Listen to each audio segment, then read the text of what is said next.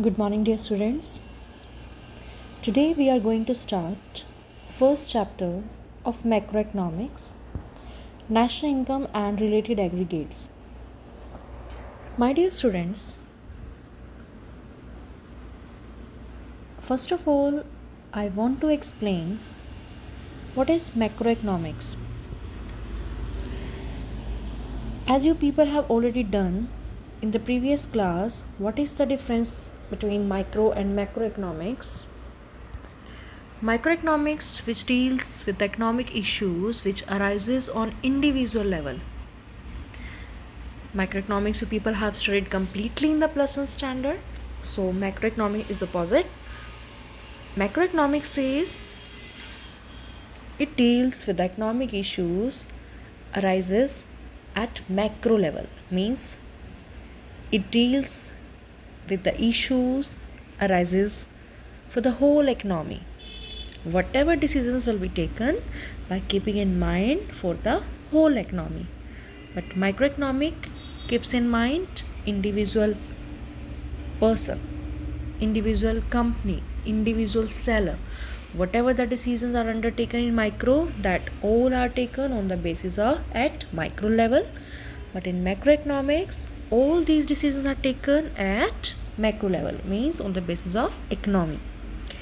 So in macroeconomics, we study the economic behavior of the economy as a whole by focusing our attention on aggregate measures such as total output, employment, and aggregate price level. It's not saying individual output, individual employment, individual price. We will study aggregates in macroeconomics. In this complete book, we will study aggregates. Here we are interested in finding out how the levels of the aggregate measures are determined and how the levels of these aggregate measures changes over time. So, some of the important questions that are studied in macroeconomics are as follows. What is the level of total output in the economy? Total output means for the whole economy we are saying. How is the total output determined? These things we will study in this book, beta. We have not done these chapters. How does the total output grow over time? Are the resources of the economy fully employed?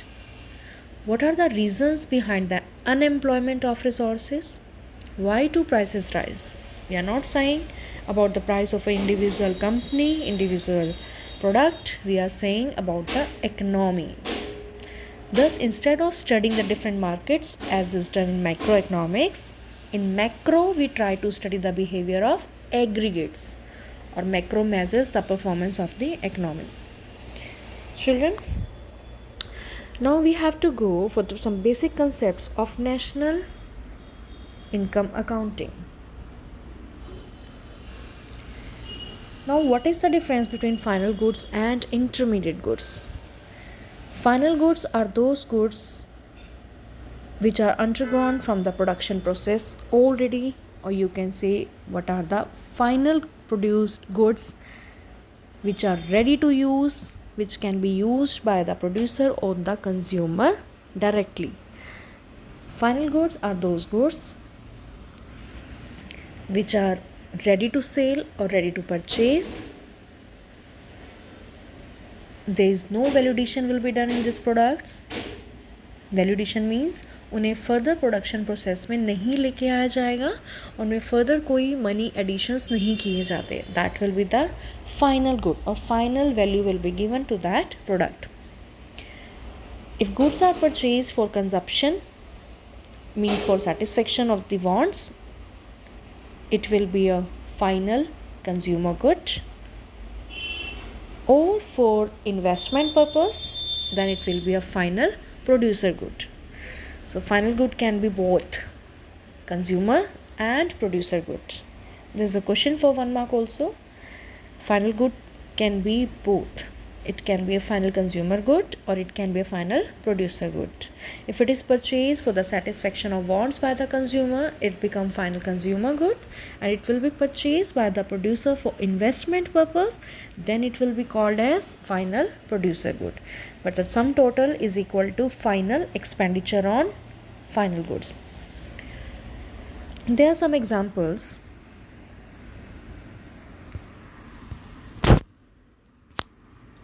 Wait for a while.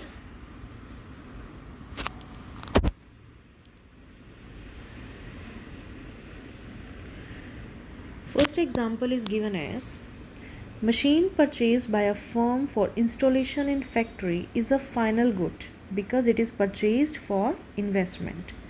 Because a producer will do further production on it, he will not sell that product to some other person. That's why it become a final producer good for a producer. Second is milk purchased by households is a final good as it is purchased for consumption. Let me clear you. If this milk is purchased by a sweet maker, then it becomes an intermediate good. It will not be a final good. Okay, let me clear what the meaning of intermediate goods first. Then you will get the difference between two properly. Intermediate goods are those goods which are still under the production process. Those products which will be used for sale purpose, means for resale purpose, or it can be raw material also.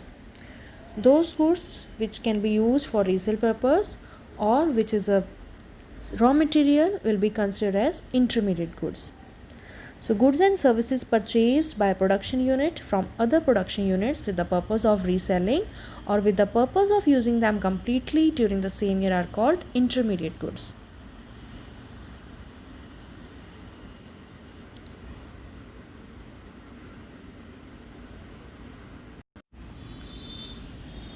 Now, the example is given as milk purchased by households is a final good as it is purchased for consumption.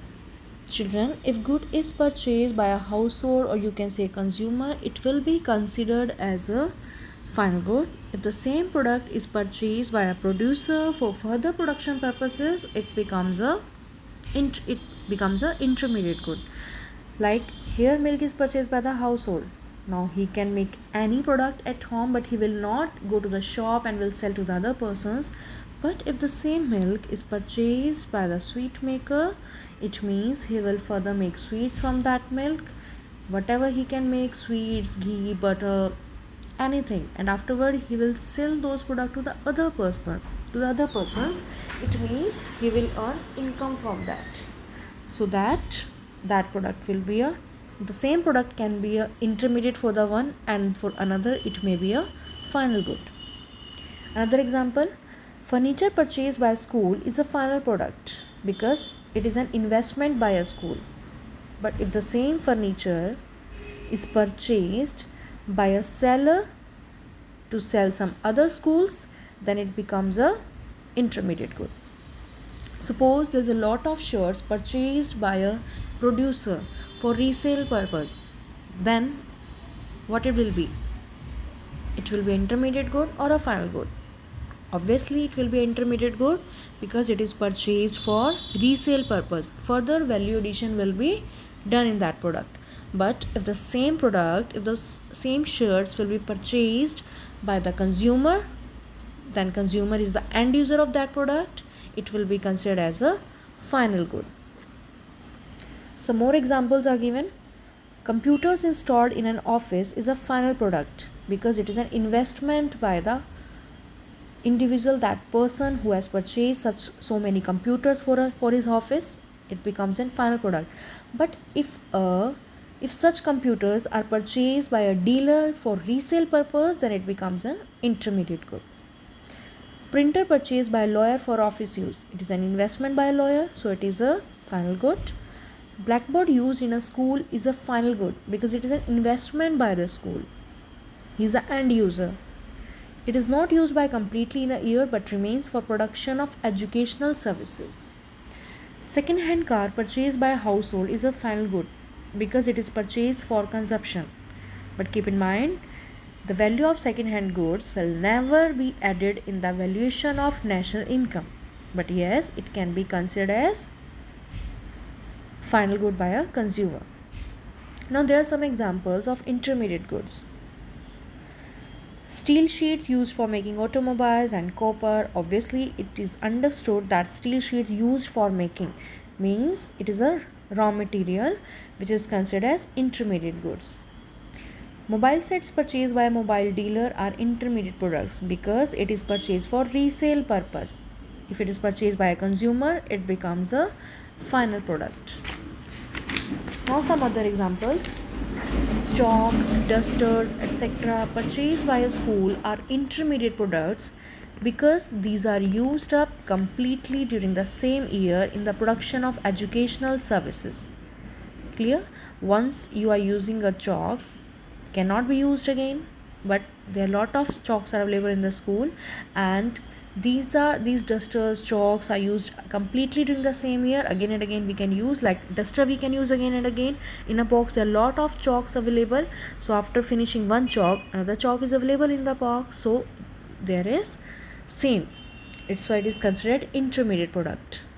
Paper, children, there's always confusion in the mind of students. They always write chalks and dusters as final good.